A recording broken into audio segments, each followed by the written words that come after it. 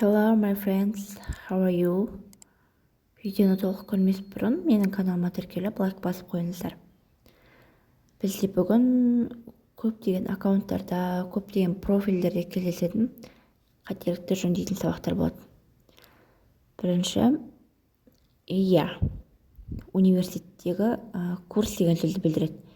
Яғни университетте оқып жүрген адамдар курс дегенді year деп айтады. Ал курс ол университеттен бөлек сабақтар. First year студенті, бірінші курс студенті. First course болса ол қате болады. Ал оларды басқаша былай айтса да болады. Freshman бірінші курс, sophomore екінші курс, junior үшінші курс, senior төртінші курс деп айтса болады. I am in sophomore year. Мен екінші курсқа оқимын. Sophomore деген сөз екінші курс болып шыққан нәрсені білдіреді мысалға. Екінші болып шыққан нәрсені.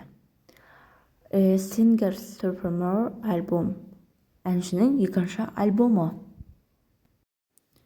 Негізі бұл ақш оқу жүйесінен шыққан әңгіме. High school. 9-12 сыныптар оқитындар үшін.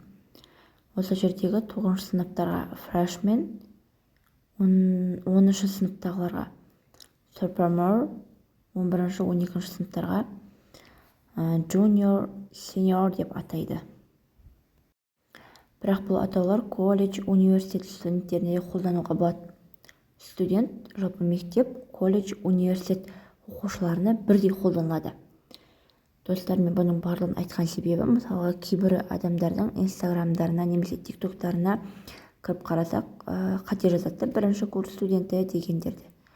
Сондықтан осыларды қателесіп кетпеу үшін осылай сіздерге шығарып отырмын, құрметті студенттер.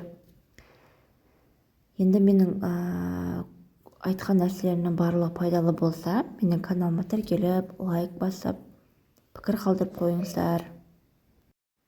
Және де қоңыраушаны басып қойыңыздар. Сол қоңыраушаны басып қойсаңыздар, менің каналыма шыққан әрбір видео сабақтарды жіберіп алмай уақытылы көретін боласыздар. Сіздермен болғаныма өте қуаныштымын. Сау болыңыздар, менің құрметті көрермендерім. Goodbye. Bye-bye.